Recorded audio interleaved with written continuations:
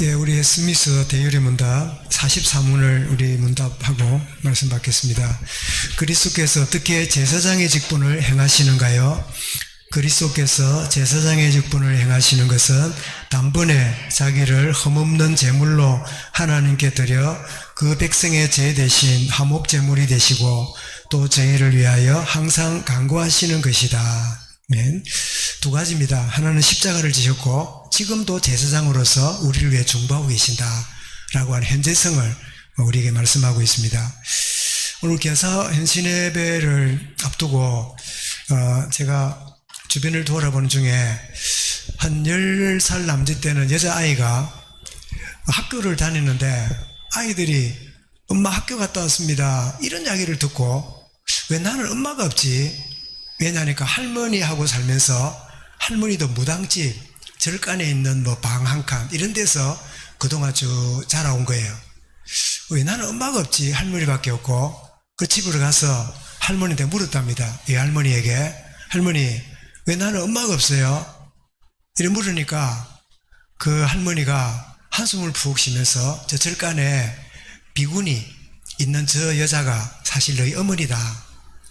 그 얘기를 듣고 이모 비구니 하고 따라다녔는데 알고 보니 자기 어머니래요. 그래서 어머니를 찾아갔대요. 그 어머니도 깜짝 놀라면서 사실은 그 너희 아버지가 조계종 성녀다. 성녀인데 자기는 원래 전화 교환하는 이 교환수였대요. 전화 교환수인데 목소리가 예쁜 거기에 성녀가 마음이 쏠려가지고 이 엄마랑 이제 관계를 하게 되면서 이 아이가 태어난 거예요. 그러면서 그거를 드러내지 못하는 성녀가 아이를 놓으면 안 되잖아요. 조계종 이렇게 계급이 올라가야 되는데 그래 될까봐 외할머니가 그 애를 호적도 등록 안 하고 챙겨가 지금 살고 있는 거예요. 그래 어머니는 죄책감에 시달려서 전화교환소를 그만두고 비구니로 가서 절간에 가서 있는데 마침 그게 어머니가 있고 딸이 있는 그 절간 거기에서 자기 평생에 속죄를 하고 이제 그 연보를 하는 그런 이제 관계죠. 이 아이가 그 비밀을 알고 나서 그때 오는 분노와 좌절감, 오는 막 이럴 수 말할 수 없는 그런 고통들, 나중에 이제 아버지도 찾아보게 됐는데 아버지도 사실은 네가 이렇게 드러날 수 없었기 때문에 모이지 않는 손으로 이렇게 저렇게 도우면서 지내왔는데 결국 아버지는 성지 못하고 병들어 죽고 이제 아버지는 죽고 없고 이런 가운데였는데 그런데 이분이 결혼을 했어요. 결혼을 했는데 이 아픔 때문에 결혼 생활이 안 되는 거예요. 그 자기 출생의 비밀이나 이런 게 있으니까. 그런 중에 남편의 친구분이 교회를 가면 좋겠다. 그래 갔는데 교회를 가서 예배를 드리는 중에 자기가 처음으로 존중하다고 하는 그 사실을 말씀 가운데 깨달아졌대요.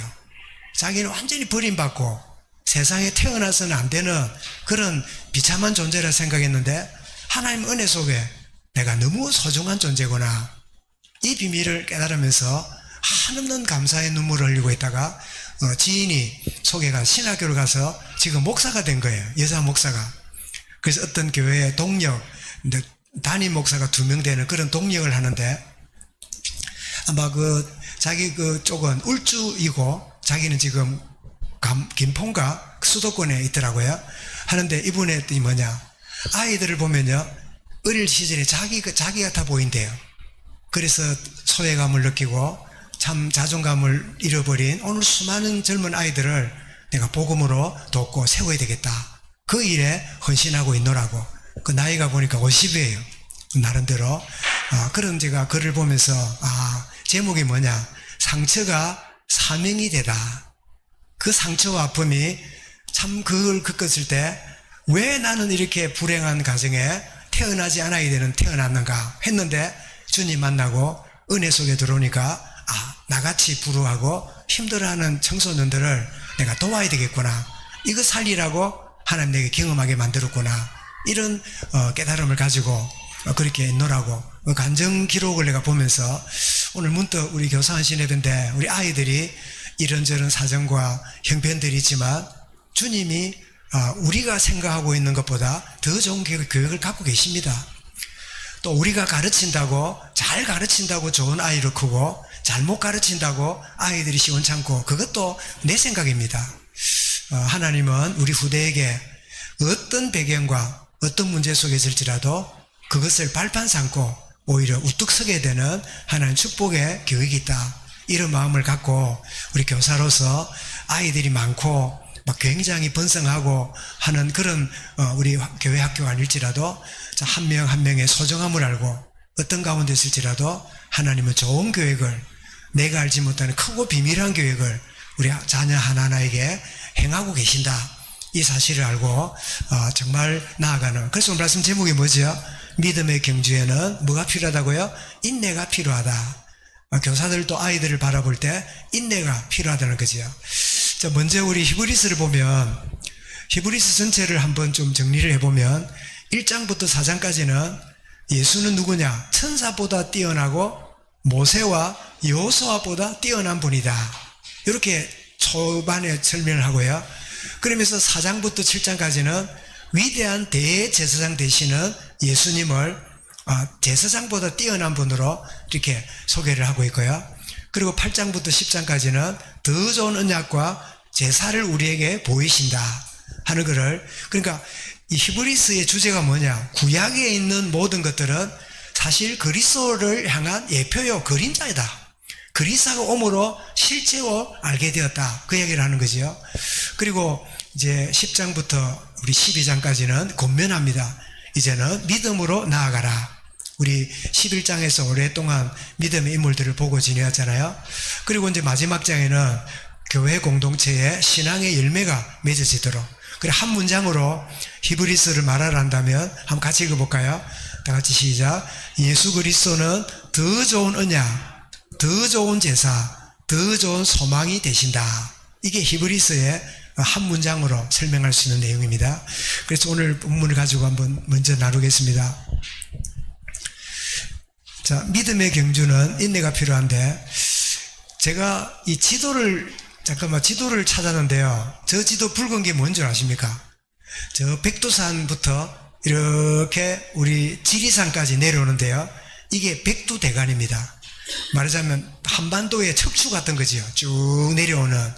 자, 척추대간이 있고 여기에 여러 산맥이 붙습니다. 그 다음을 그걸 보겠습니다. 자, 보면 북쪽에 낭림산맥, 또 우리가 아는 태백산맥, 동해안으로 쭉 내려오는 그게 촬영산맥, 또 이 여러 산맥들이 있죠. 이 그림을 왜 제가 보여드릴까요? 믿음의 인물들은요, 큰 산맥 같아요. 큰 산맥으로 척추처럼 내려있고 거기에 따라서 인물들이 또 다른 사람들이 영향을 주는.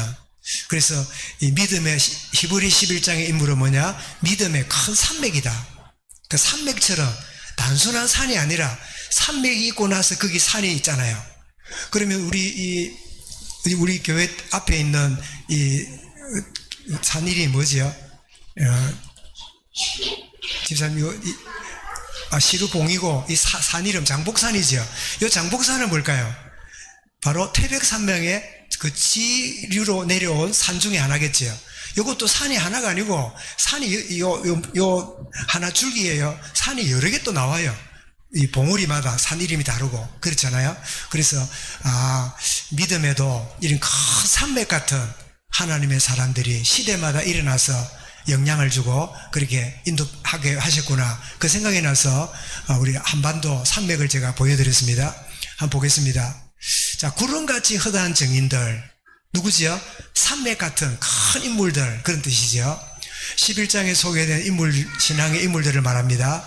그들은 믿음은 큰 산맥 같은 위치에 있어가지고 백두대간이 어디예요? 백두산부터 지리산까지 쭉 내려오잖아요. 그 백두산, 금강산, 설악산, 태백산, 소백산, 지리산, 이런 산맥에 저런 산들이 딸려 있잖아요. 그리고 태백산맥에는 한반도 동해안을 따라서 이어 내려오고, 소백산맥은 충청도와 경북을 이렇게 구분짓는 그런 또 산맥이 되고 있고, 여러 모양인데 신앙에도 큰 산맥 같은 그런 역할을 하는 인물들이 있구나. 여러분, 정말 우리 후대들이 신앙의 산맥 같은 인물이 일어날 수 있다, 이런 좋은 꿈을 가지고 여러분 참 교사로서의 이런 중심을 가지시기 바랍니다. 그러면서 신약에도 이 인물들이요 여러 사람 소개됩니다. 아브라함, 이삭, 야곱, 요셉, 사무엘. 구약에 있는 인물을 신약에서 인용할 만큼 대단한 믿음의 사람인 걸 알게 되지요. 그래서 구름같이 어다한 증인들처럼 믿음의 인내를 가져라, 그 뜻입니다. 두 번째입니다. 이게 뭐로 보입니까? 구름이지요. 구름이고 구름이 이렇게 있는데요. 그 다음 그림 한번 볼까요? 이 구름이 자세히 보니까 구름같이 어다한 증인들이에요. 그래서 하늘 위에 저렇게 참 구름같이 허다한 증인들이 이렇게 있는, 밑에는 아마 12사도가 아닌가 싶은데요. 허다한 사도들이 이렇게 구름같이 있는 그런 인물들이 아닌가 여겨지는데요. 구름같이 허다한 증인들처럼 믿음의 인내를 가져라, 그렇게 우리가 이해를 하면 좋겠고요. 두 번째는 믿음의 인내를 달려갈 때는 두 번째 뭐죠? 모든 장애물을 벗어버려야 돼요. 여러분 달리기 할 때 잠바 입고 뛰면 됩니까? 그건 잠깐이지 뛸 수가 없어요. 뛸 때 걸림돌이 되는 거를 다 벗어내야 되죠. 그래서 무거운 것 하는데, 이 다른 번역으로 보면 모든 무거운 것, 이 말은 끄리끼는 것. 끄리끼는 게 뭐죠? 이런 아이들도 무슨 말을 할 때요, 끄리끼면 엄마를 쳐다보지 못해요. 끄리끼는 게 있단 말이죠. 그죠? 끄리끼는 게 있으면요 다른 사람을 쳐다보지 못해요. 끄리끼는 것 때문에. 그래서 무거운 짐이 뭐냐? 하나님 앞에 끄리끼는 거. 이게 아니다 싶으면서도 못 내려놓는 게 있잖아요. 이게 틀렸다 싶으면서도요 결단 못하는 그 묘한 뭐가 끝없이 있잖아요. 그거는 뭐가 같으냐니까, 여러분 여름이 가고 겨울이 가고 한 계절이 가고 이러면 옷을 바꿔서 이제 갈아입잖아요. 입으면 이제 예를 들면 겨울이 왔단 말이에요. 겨울이 됐는데 겨울 옷 걸어놓은 농장을 열어보니까 겨울 옷이 없는 게 아니라 있어요. 있는데 지금 입기에 마음이 안 내켜. 그런 옷이 있지요. 집집마다, 그죠? 그러면 그게 1년이 아니라 3년, 4년 계속 가요. 옷이 너무 좋아. 괜찮은 옷이야. 근데 내가 지금 입는 게 마음이 안 내켜. 그래 어떻습니까? 또 6년, 7년 그런 옷이 있지요. 요게 뭐지요? 내가 틀림없이 누구 주라고 주면 자 입을 수도 있는데 내가 입을지 모른다 라고 생각하고 못 내려놓잖아요. 이걸 틀림없이 내가 안 입는 옷을 내가 기증하거나 누구한테 주면 잘 입을 수도 있는데 그러기에는 아까운 거야. 이게 뭐죠? 이 끄리끼는 거예요. 내가 이걸 몇 년 동안 안 입으면 누군가에게 주면 입을 수 있는데 내가 못 내려놓거나 이런 걸 가지고 있듯이 우리가 무거운 것을, 그리고 그것이 뭐죠? 그래서 농을 열어보면요 입을 옷이 없는데도 농 안에는 옷이 많아요. 그죠? 그런 경우지요. 우리 내면에 무거운 걸 많이 걸머지고 내려놓아야지, 포기해야지, 내가 떨쳐놓아야지 하면서도 내려놓지 못하는 이런 것들이 있는데 주님 말씀합니다. 마태 11장 1자가 빠졌네요. 28절에 수고하고 무거운 거다. 그리고 마태 23장 4절에는 뭐라고요? 그게 뭐냐? 행위로 의롭게 되려고 노력하는 그게 너희의 짐이다. 종교적인 짐. 바리새인을 보고 하신 말씀이죠. 그러면서 무거운 것과 얼매기 쉬운 죄라고 말씀하는데요. 이 얼매기 쉬운 죄가 뭘까요? 시편 38편 4절을 보면, 자 읽어보겠습니다. 내 죄악이 내 머리에 넘쳐서 무거운 짐 같으니, 내 죄악이 내 머리에 넘쳐서 무거운 짐 같아요. 이게 얼매기 쉬운 죄입니다. 여러분 대부분의 죄는 어디서 작동합니까? 내 머리에 작동하잖아요. 내 머릿속에서, 그죠? 옳고 그런 거 알지만은 안 되는, 그리고 가슴으로 내는 뭐지요? 알기는 아는데 뭐 안 움직여요. 감정이 안 동하는 이런 것들이 얼매기 쉬운 죄가 되잖아요. 그리고 벗어버린단 말이 뭘까요? 벗어버릴 수 있습니까? 안 됩니다. 십자가 앞에 가야 가능해요. 십자가 앞에 나아갈 때 내 짐을 벗었네 찬송도 있잖아요. 그래서 갈라디아 20절에 뭐라 그럽니까? 내가 그리스도와 함께 뭐라고요? 십자가에 못 박히는 순간이 벗는 순간이에요. 내가 아무리 몸부림쳐도 안 되는 거 십자가 앞에 갈 때 해결이 돼요. 여러분 누군가 용서해야 되고 또 누군가 받아들여야 되는데 안 되지요. 십자가 앞에 가야 돼요. 십자가에 가면 어려운 게 아니라 너무 쉬워요. 내 자아가 살아있으니까 이게 안 되는 거지요. 그래서 에베소 4장 22절은 뭐라고요? 옛 사람을 벗어버리고, 이 말은 뭐지요? 옛 사람이 십자가에 죽었다. 죽었다는 걸 아는 게 벗는 순간이다 하는 것을 우리에게 말씀하고 있습니다. 첫 번째 뭐라고요? 허다한 정인들처럼. 두 번째 뭐라고요? 모든 장애물을 벗어버리고. 세 번째입니다. 이게 보면 지금 이제 이게 밑에 옷 입은 사람 납니다. 위에 뭘 지고 있습니까? 짐을 지고 있고 문제에 묶여 있고 죄에 매여 있고 막 낑낑거려. 그 주님 뭐라 그러죠? 이제 그만 내려놔라 이렇게 합니다. 그러니까 그 다음 그림 보겠습니다. 이랍니다. 수고하고 무거운 짐 자들아 다 내게로 오라. 내가 너희를 쉬게 하리라. 그 짐을 막 보따리 지고 저리 옵니다. 그 주님이 십자가 앞에서 짐을 내려놓아라. 네가 해결하려 하지 말고 내게 오너라. 이렇게 십자가로 봐서 너희의 자아가 무너지고 너희의 신념이 깨뜨려져야 그게 문제가 안 된다는 알게 된다. 그렇게 말씀합니다. 그런데 그 다음만 보겠습니다. 자 보십시오. 주님은 카트까지 들고 도와주게 하니까 낑낑 괜찮아요. 괜찮아요. 내가 할 거예요. 예배 마치고 또 젊어지고 할 거지요. 그거 가지고 또 고민하고 살 거지요. 내려놓기를 바랍니다. 우리가 예수 믿는다는 거는 예수 믿고 천국 가는 그 정도가 아닙니다. 예수 믿는다는 거는요, 모든 짐을 매 순간 내려놓는 거예요. 주님이 어떻게 해요? 내가 도와줄까? 괜찮아요. 낑거리고 다녀요. 어떤 사람은 그럽니다. 뭐 이야기하면 나도 알아요. 나도 알아요. 모르지 않아요. 정말 여러분 사람이 아는 것이요 행하는데 얼마나 방해되는지 몰라요. 정말 주님이 도와주신다는데도 나는 무거운 짐을 내가 걸머지고 살아가는 것처럼, 조금 전에 제가 한 그 사람을 간증한 것처럼 평생에 참 나는 왜 태어났고 왜 나는 이런 부모도 없는 인생을 사는가 했다가 주님을 만나고 나니까 모든 이목과 네 부모님이 누구냐 뭐 어디 사냐 이런 것에 대해 늘 부끄럽고 창피스러웠는데 주님 앞에 가니까 모든 짐을 내려놓고 오히려 저는 이런 사람입니다. 저는 이렇게 소속감이 없습니다. 자기를 스스럼 없이 이렇게 말할 수 있는 거는요, 짐을 벗어나야 그 말이 나와요. 그러기 전에 뭐야, 누구 알까봐, 혹시나 나가 지적할까봐, 혹시나 나를 콕 찍을까봐, 그래서 피하고 숨고 살잖아요. 그런데 짐을 내려놓으면 나는 자유인이에요. 그래서 누가 뭐라고 한다든지 누가 그러면 어떻게 해요? 네가 그런 사람 맞습니다. 예, 제가 그렇습니다. 말할 수 있는 사람이 될 수 있는 거지요. 그게 안 되면 누가 조금이라도 이러면요, 경계심을 갖게 되고 굉장한 자기중심이 될 수밖에 없는데 주님이 짐을 내려놓아라 라고 말씀하는 걸 우리 그림을 잘 이해하면 좋겠습니다. 그래서 그 다음 넘어가겠습니다. 이들은 누구냐? 주님을 온전히 바라본 자입니다. 주님을 온전히 바라본 자. 1절에서 허다한 정인들처럼 무거운 것을 벗어버리고 믿음의 주님을 바라보는, 세 번째 나옵니다. 이 주님이 누구냐? 믿음의 창시자고 완성자입니다. 요한 19장 3절 뭐 했습니까? 내가 다 이루었다 하셨잖아요. 자, 그래서 믿음이 로마서 10장 10절에 보면 읽어보겠습니다. 믿음은 들음에서 나고 들음은 그리스도의 말씀으로 임함이라. 말씀을 들을 때 믿음이 생기는 거죠. 그런데 주님은 어떤 주님입니까? 십자가의 고난을 참으셨습니다. 왜 그럴까요?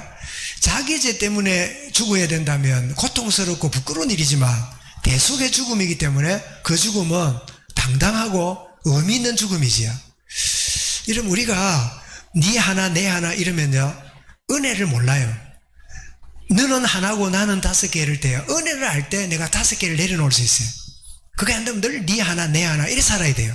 주님은 그래 따지지 않고 죄 많은 우리를 위하여 자신의 목숨을 대속물로 주시는, 십자의 고난을 기꺼이 참으시는, 그러면서 성경이 뭐라 그럽니까? 부끄러움을 개의치 아니하시더니. 여러분, 십자가의 형벌이 무슨 죄입니까? 가장 극악한 죄수가 달리는 형틀입니다. 그리고 모든 옷을 발가벗기는 형틀이에요. 예수님을 차마 걸을 수 없으니까 그림 그릴 때는 아랫도리는 막아놨지. 원래는요, 아무 옷을 입히지 않는 정말 부끄럽기 짝이 없는 그게 형틀의 제수 형틀이 십자가예요. 그런데 주님은 우리의 구원을 위하여 개의치 않으시는 주님이심을 여기서 말씀하고 있습니다. 그래서 우리가 받게 되는 교훈은 우리 교사로서, 자, 첫 번째입니다. 읽어보겠습니다. 신앙은 단거리가 아닌 장거리임을 알게 한다. 요한계시록 3장 1절 그랬잖아요. 네가 죽도록 충성하라. 생명의 밀리간을 네게 주리라. 죽도록 충성하라 말은 뭐죠? 잠깐 아니고 장거리로, 그런 의미잖아요. 자, 두 번째 읽습니다. 시작. 믿음의 요정에는 많은 장애물들이 있음을 보여준다. 환경 때문에 내 속에 있는 어떤 요소들 때문에 많은 장애들이 우리 앞에 있다는 거지요. 자, 세 번째입니다. 받게 되는 교훈입니다. 시작. 그러나 홀로가 아니라 주님과 함께하는 길이다. 그 주님이 누굽니까? 시편 23편에 여호와는 나의 목자시고, 마태이 18장 27에 뭐라고요? 세상 끝날까지 항상 너희와 함께 있으리라. 어떤 문제 있더라도 함께 계신다는 말씀이지요. 자, 우리 교사한 시내배라 제가 이 자료를 좀 더 준비했는데요. 한번 보겠습니다. 주님이 따라오라고 말씀합니다. 손을 내밀고 이리 오너라. 그죠? 그렇게 보입니까? 오너라 그럽니다. 그런데 오너라 하는 요 장면이요. 다음 그림을 한번 보겠습니다. 어떤 가운데 있습니까? 풍랑과 문제가 있어요. 끊임없는 파도가 있는 가운데요. 주님이 오라고 했어요. 그러고 보니까 누구 보고 지금 손 내밉니까? 베드로지요. 그런데 베드로가 주님을 바라보고 걸어갔잖아요. 걸어가다가 발이 물에 들어갑니다. 뭐 보다가? 문제 쳐다보다가. 그죠? 파도 쳐다보다가 물에 빠지자가지요. 우리는 주님을 바라보고 나가지 않으면요. 문제에 자꾸 빠져요. 주님은 안 보이고 문제는 보여요. 주님은 안 느껴지는데 문제가 아파요. 그러니까 뭐가 커요 보입니까? 주님입니까? 문제입니까? 문제가 더 큰 걸 착각하지요. 이게 옛 사람의 관점입니다. 새 사람은 문제가 크지만 주님은 더 큰 분이야. 문제가 힘들지만 하나님의 능력은 더 위대한 하나님의 손길이야. 이게 바로 이 새 사람의 관점이지요. 주님 오라고 하시는 이 그림이지요. 그 다음 보겠습니다. 그래서 라면 중에 제일 좋은 라면을 소개할게요. 무슨 라면입니까? 주님과 함께 라면. 알겠지요? 이런 라면은 많이 먹어도 좋아요. 우리 애들 밥 안 먹고 라면 먹으니까 걱정되지요. 아래 보고 우리 하담이가 구이개비 드리고 닭도리탕 우리 권사님이 맛있게 해놓으니까 와서 나와가지고 맛있게 먹는 거 보니까 보기 좋더라고요. 혈색이 확 돌대. 라면만 먹다 닭도리탕을 먹으니까. 그런데 그 라면보다 더 좋은 게 뭐야? 주님과 함께 라면. 알겠지요? 한번 물어보겠습니다. 무슨 라면이 최고라고요? 주님과 함께 라면. 예, 그 라면 끼니마다 드시기 바랍니다. 주님과 함께 라면. 여보, 주님과 함께 라면 끓여 먹자. 이런 남편이나 아내가 걱정이 많거든. 여보, 라면 하나 끓여 먹자.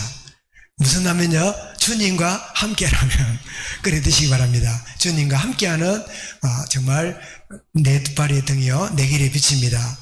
자, 이게 라면 한 그릇 드시고 한번 제가 통계를 보면서 준비를 했는데요. 한번 다음 이어보겠습니다.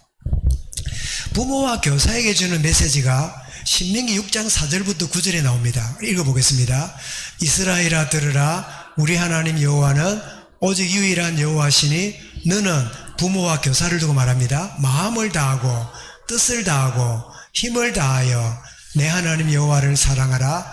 오늘 내가 내게 명하는 이 말씀을 너 부모나 교사는 마음에 새기고. 무슨 말이냐니까 아이들에게 가르치기 전에 먼저 내게 각인시키라는 거예요.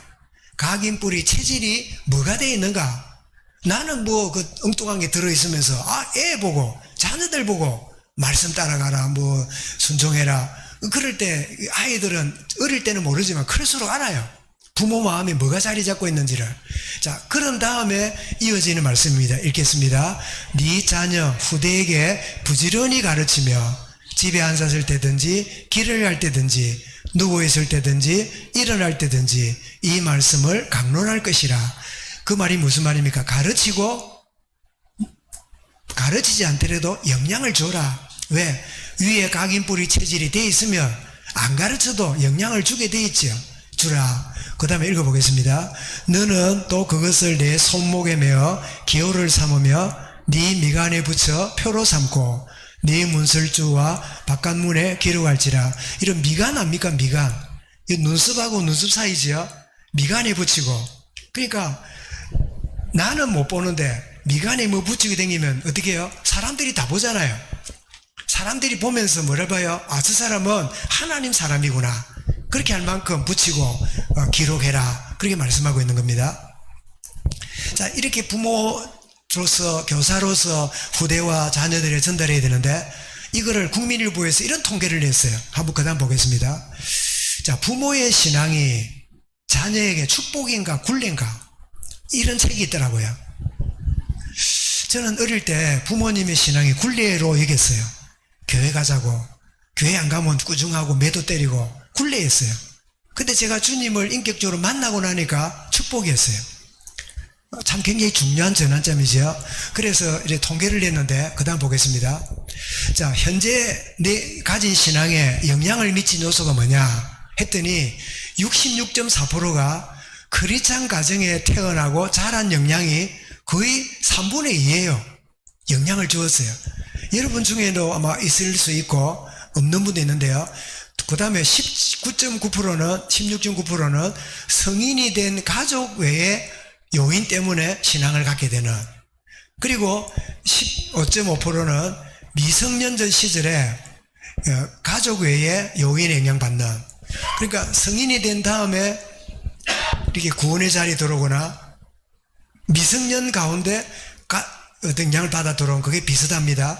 1.3%가 기타예요. 그러면 갑자기 하늘에서 믿음이 툭 떨어져 갖고 믿는 경우가 별로 없지요. 누군가의 영향을 받는, 그 중에 뭐라고요? 믿는 가정에 영향받는 게 거의 3분의 1이라는 거예요. 그런데 저 영향이 어떤 영향인가를 또 한번 보겠습니다. 그 다음 보겠습니다. 자, 신앙적 양육 걸림돌이 뭐냐? 첫 번째 걸림돌이 뭐죠? 26.2%가 부모인 내가 신앙이 확고하지 않아서 신앙의 걸림돌이 돼요. 믿는 부모조차 신앙에 확신이 별로 없는. 그 다음에 20.8%는요, 각자 너무 바빠서, 나도 바쁘고 애도 바쁘고, 아들 학원 가야지, 주일도 뭐 영어 학원 간다고, 뭐 시험 친다고 공부하지, 뭐 다들 바빠요. 그래가지고 신앙이 걸림돌이 된다. 그런가 하면 12.9%는요, 자녀가 신앙을 받아들이려고 하지 않기 때문에. 여기 언제일까요? 청소년기 들어가면서부터입니다. 어릴 때는 막 이렇게 성경도 외우고 막 이러더니 머리가 점점 커지면서요, 점점 뭐라 그럽니까? 그 진화론 비우고 이런 영향도 있지만 점점 딴소리를 하는 이런 경우를 보게 되죠. 그런가 하면 4.7%가 뭡니까? 뭐죠? 자녀가 게임과 인터넷에 몰두해서. 그리고 2.7%는 뭐죠? 자녀가 부모 말을 안 들어서. 근데 자녀가 게임과 인터넷에 몰두해서 저거 4.7%는 이 조사를 좀 오래전에 한 게 아닌가? 오히려 40% 아닌가? 할 만큼 영향을 주지요. 그래서 분명히 형태로는 믿는 가정의 3분의 2가 영향이 되지만 실제로 보면 그 믿음의 가정조차도 걸림돌이 되고 있는 이런 영향이 있다는 걸 보게 되고, 그 다음에 하나 더 그 도표를 보겠습니다. 끝입니까? 그래서 우리 신명기 6장에 있는 말씀처럼 누군가에게 가르치고 누군가에게 이렇게 요구하기 전에 내가 주의 말씀을 마음에 새기고 주님을 사랑하고 또 내 각인과 뿌리와 체질화 시켜 나가는 이 비밀이 되어지면 자녀들과 우리 후대들이 자연스럽게 따라오는. 그러면 이제 이런 고민이 있겠지요. 목사님, 그럼 이제 교사 안 할랍니다. 목사님, 나는 부모 사표 낼랍니다. 부모 사표 낼 수 있습니까? 없습니까? 하긴 부모 사표 내고 집을 떠나는 사람도 있습니다. 그죠? 뭐 아이고 뭐고 다 필요 없이 있을 때만은 그 사표는 그 내는 게 아니에요. 그죠? 사표 낼 수 없는 일이 부모고 사표 낼 수 없는 일이 교사잖아요. 그러면 뭐지요? 내가 주님 은혜 가운데 새롭게 다시 시작하는, 주님, 내 것이 많은 걸림돌이 우리 자녀와 후대들에게 걸림돌이 되어 있었다면 주님 나를 새롭게 하시고 이제부터 주님 나로부터 참된 변화가 일어남을 보게 해 주옵소서. 여러분, 내가 변화되어지면요, 우리 자녀들이나 주변 사람들이 알기 시작합니다. 우리 이런 이야기를 듣죠. 저 사람은 늘 그래. 다 안 변해. 저 사람 늘 그 보면 변하지 않아. 좋은 거는 안 변해야 돼요. 그 나쁜 게 안 변하니까 그런 걱정하잖아요. 근데 저 사람 보니까 어느 날 보니 변했어. 아, 저 사람이 정말 새롭게 되었구나. 그러면 어떻게 해요? 그 사람이 주는 말이나 그 가르침에 영향이 가기 시작하겠지요. 정말 믿음에는 인내가 필요한데, 우리 부모로서, 교사로서, 또 성도로서 정말 그런 같이 허다한 증인들이 우리를 격려하고 있고, 무거운 것을 벗어버리고 믿음의 주님을 바라보고 나갈 때, 뭐 부모든지 교사든지 성도든지 간에 바른 믿음으로 승리하게 될 것인데, 정말 이 믿음의 경주를